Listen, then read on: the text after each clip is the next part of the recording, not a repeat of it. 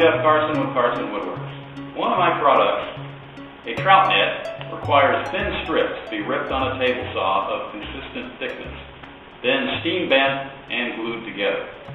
While I'm not going to get into how I steam bend and glue these curved pieces together, I am going to tell you how I rip thin strips on the table saw of consistent thickness.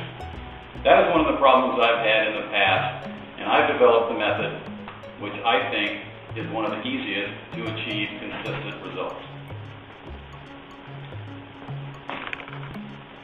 My method simply consists of a special shop-made splitter that I put on the back side of the table saw blade.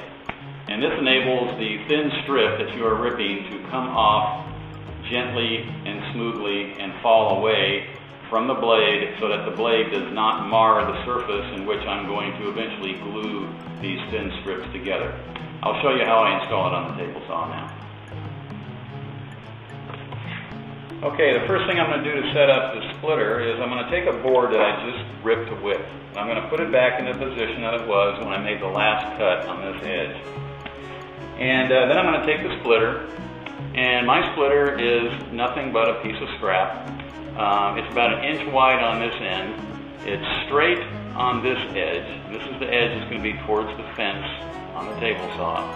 And then it's got a slight curve to a blunt point on this edge. This edge is going to be away from the blade or away from the fence. This is where the strip is going to smoothly peel away from the rest of the board that you're pushing through. The important thing is the point needs to be narrower than the kerf of your saw blade.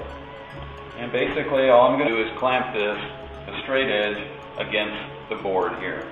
But before I do that, let me show you one more thing on this splitter. On my particular setup, I put a block here, and that goes down, and the bottom of this block rests on the angle that supports the tables to my table saw. That way it can be clamped firmly like this. So your situation may vary depending on how your table saw is set up.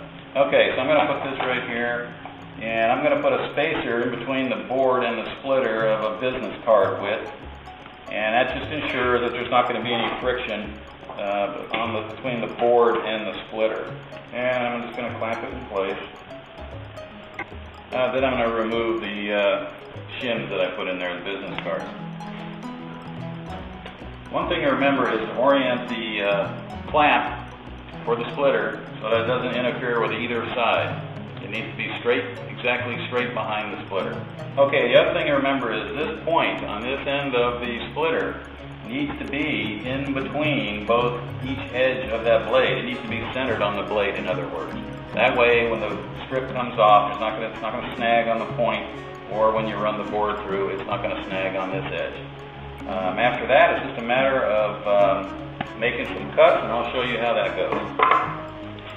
Oh, and one item of safety, always use a hold down on your table saw.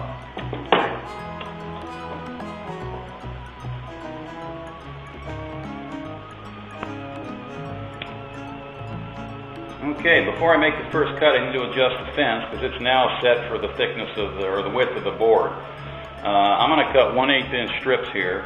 So what I need to do is, for my particular blade, which is a thin kerf blade, I'm going to move my fence over 7/32 of an inch after each strip.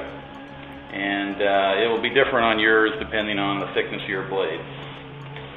So I'll move that fence over 7/32, and we'll make the first strip.